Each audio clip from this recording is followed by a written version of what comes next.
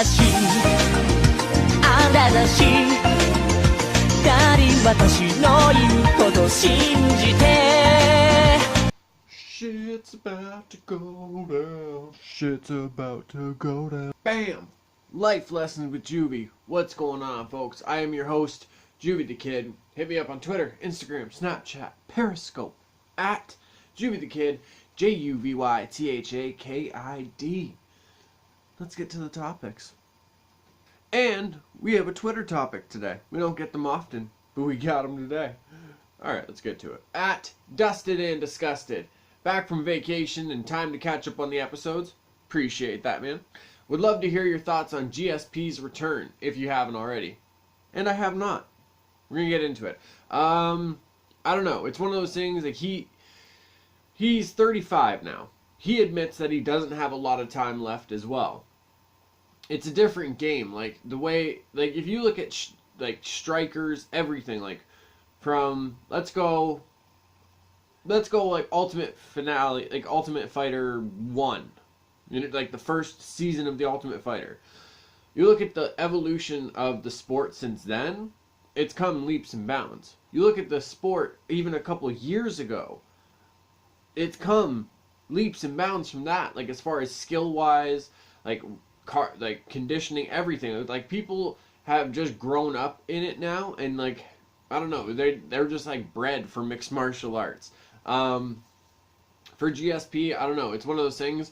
He's competing at 185 against Michael Bisping for the middleweight title. Some people say it doesn't make sense. I understand why they would say that, but at the same time, he retired as champion, and I believe it it has something to do with it. Like, when you retire as champion, I think when you come back, like, there's a stipulation or something like that. I'm not 100% sure.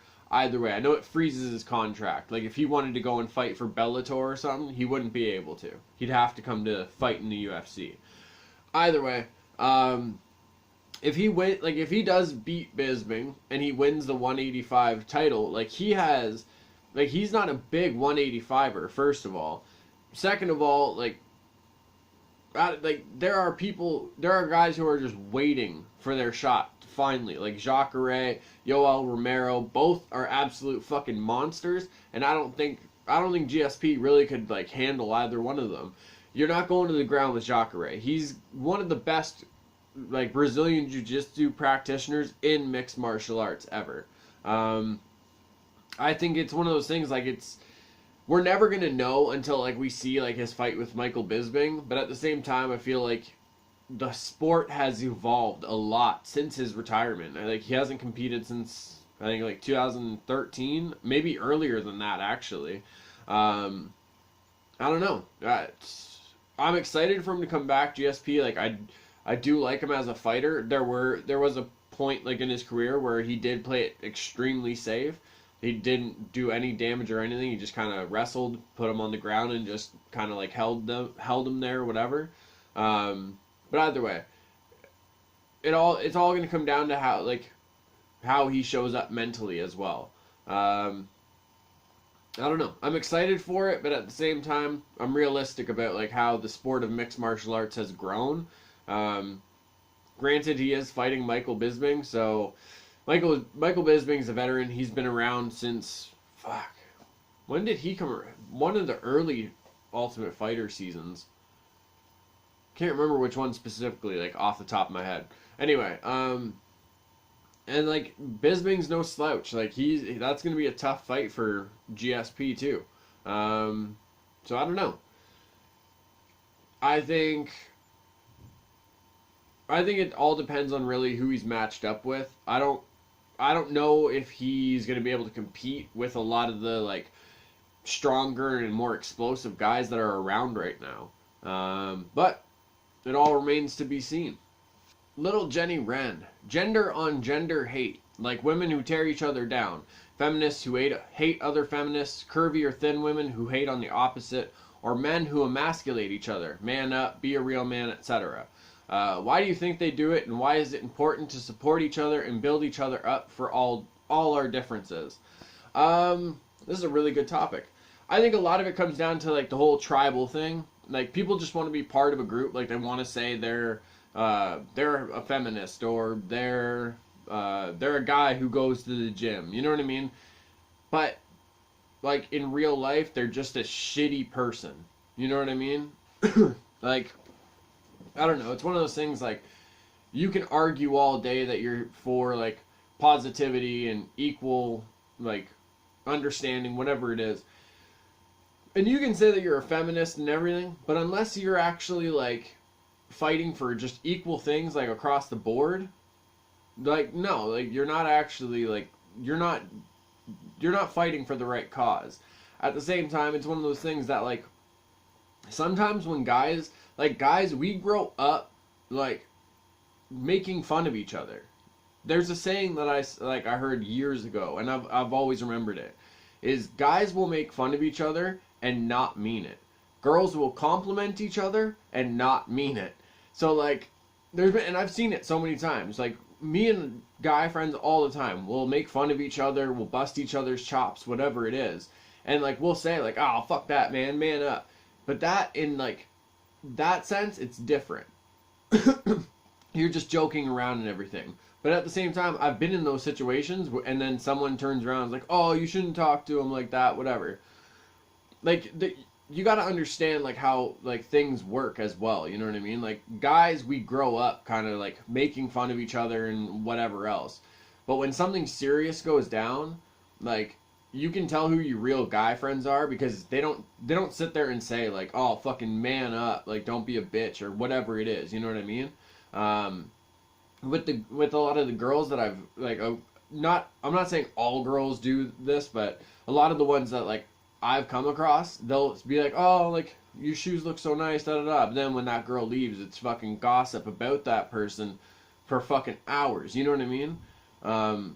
The thing is, I think it comes down to a whole tribal thing. Like, people want to say, like, they're a feminist, or they're, like, they go to the gym, or they have this, like, these shoes, whatever it is, you know what I mean? It gives them a sense of, like, accomplishment, or sometimes it might even give them a sense of entitlement. So yeah, I think it comes down to, like, the weird, like, almost mob mentality, or even, like I keep saying, the tribal thing. But, like, they want to be part of that group, but they don't understand what that group really is. And at the end of the day, like, in all, like, reality, they're just a shitty person. Like, that's the one thing, like, nowadays, like, everybody wants to, like, just kind of, like, accept everybody, you know what I mean? Like, it doesn't matter who you are, it doesn't matter, like, what you think, just accept everybody. But at the same time, we gotta draw the line and understand, some people are just being fucking ridiculous, and some people, honestly, they're just shitty people, you know what I mean? But even that's in itself is just understanding. You accept that person's different, and you move on with your life. If you feel the need to, like, tear others down to make yourself, or, like, your group or whatever it is, like, feel better, you're probably just a shitty person. Like, that's what it really just boils it down to. People who are, like, people who've been through, like, real struggles and, like, are, like, at a level of some sort of success in their life, like, whether it's they've made it out of a shitty situation, relationship, whether they've gotten to pursue a creative passion, whatever it is, they will never be the ones to, like, break somebody else down. Though the people who try and break everyone else down, they're the ones who have, like, usually nothing serious going on for them, and whether it's they're jealous about something or whatever, they're not satisfied somehow, they just feel the need to, like, try and bring others to that level. You know what I mean? So, like, just don't be a shitty person. That's what it really just comes down to. Don't be a shitty person. And what I was going to say with the whole, like, successful people of, like, you know what I mean? They're always going to be there to, like, encourage you and build you up and accept those differences, or at least try to understand them. It's the people that, like, don't have shit going for them that are always going to try and hate on others, but they want to have these labels because it's, like, whether it's the popular thing to do or they feel that, like, that's who they are, you know what I mean? Like, you're just a dick at the end of the day. Ease your teats, theater kids. Little Jenny Rand, if aliens abducted you and put you in a space zoo as an exhibit, what do you think your enclosure would be / look like? Honestly, I don't know. I think they would like study us, and it would okay. Perfect example. Wayne's World. How when it was sponsored by Noah's Arcade and everything, they just recreated Wayne's basement. I think that's what they would do. Like they would just recreate like this room and everything, and people would be able to like just watch me in that. With other people, it could be like your living room or whatever it is, or your workspace. I don't know. Excuse me. I think they would just kind of like they would like study us and see where we're either more comfortable or where we spend the most of our time, just whatever that could be, and then that's what they would like mold it all around. It'd be basically like exactly like Wayne's World. We'd be brought to this zoo, and I'd be dropped like in this, but there'd be like glass walls on one side. Fuck, that's trippy to think about. Little homie, 127. If you could have any type of creature as a familiar, what would be your choice? I have no idea what this means. Does that mean like I'm like telepathically connected to them or whatever it is? You know what I mean? Like we have like our minds are one almost. Like they could see through my eyes, I could see through theirs. We're fucking tight. I don't know if that's what it means. Possibilities are endless. I don't know, a dragon, a King Kong sized gorilla, because it could just like carry me like in its hand. You know what I mean? Like a little, just I could like stand at the tip of the gorilla's fingers, like I'm like Jack and Rose on the Titanic, but it's like me and King Kong. Just, you know what I mean? That'd be pretty sweet. Dragon, like what? And like there's so many different types of dragons too that like come to my mind. Like I picture like an ice dragon where it's like all pale like blue and white, and it just shoots like ice out instead of fire. But then I picture other ones where they're just like they almost look like they're made out of rock, and they're just all black. They're almost like a living volcano. I don't know. That'd be cool. Or a werewolf. No, a werewolf is just a person that turns into a wolf. I don't know, a really big wolf. One of them Chernobyl-sized ones. Yeah, that'd be pretty sweet. What would life actually give you? I don't know, man. Life's given me a fucking lot of good things. Especially like I felt like, you know, with this rough time I'm kind of going through right now. Talked a little bit about it on the blog. I realize it's in those times where you realize like how much life has given you. I have awesome friends that have reached out just to even like for kind words or just to send me funny pictures to like make me laugh or whatever. Little Jenny Wren has offered to let me borrow her camera so I can do short films and some photography and everything like that.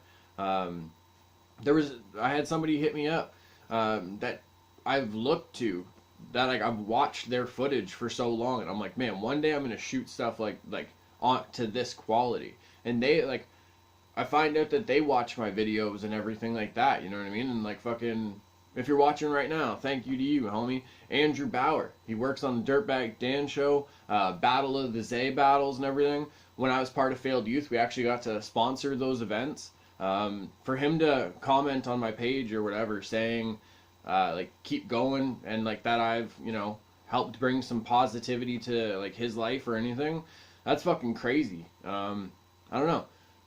Life has given me a fucking I don't know, like a cave of wonders. You know what I mean? Even with like Lil Homie 127, me and this guy talk like every day. You know what I mean? He shares with me like the progress of like this next thing that he's building towards. I don't want to spoil it in case it's going to be a special announcement. But like, I don't know, life has given me more than I could ask for. Even like mindset wise, I'm much more open-minded than I've ever been in my life.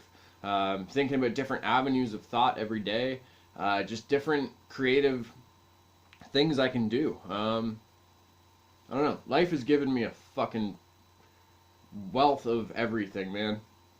And I couldn't be more thankful and humbled. This has been Life Lessons with Juvy. I've been your host, JuvyThaKid. Hit me up on Twitter, Instagram, Snapchat, and Periscope at JuvyThaKid. All my quiet kids, freaks, and weirdos, for the love of everybody, keep being weird.